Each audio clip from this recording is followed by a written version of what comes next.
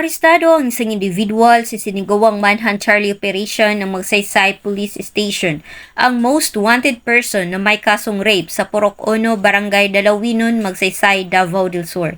Nito lamang Hunyo 29 taong kasalukuyan. Kinilala ni Police Captain Rodrigo M. Dumangas Jr., officer in charge ng Magsaysay Municipal Police Station, ang naaresto na si alias Ronelo, 31 anyos at residente ng Purok 7, Katipunan, Nabunturan, Davao de Oro.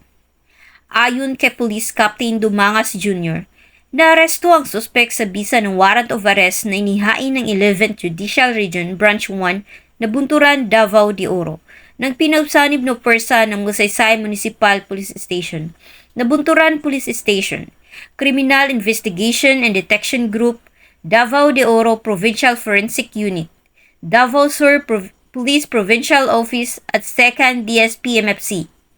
Ang suspek ay nasa kustudiya na ng Magsaysay Municipal Police Station upang dumaan sa tamang disposisyon at naharap sa kasong 5 counts of qualified rape at walang piyansa ang inirekomenda.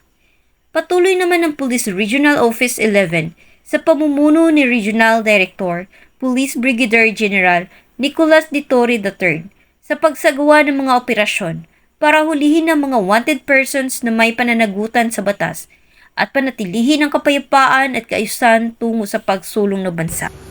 Mula dito sa Police Regional Office 11, ako ang inyong PNN correspondent, Patrolwoman John Mary Joy Rupil, alagad ng batas, tagataguyod ng balitang pulis.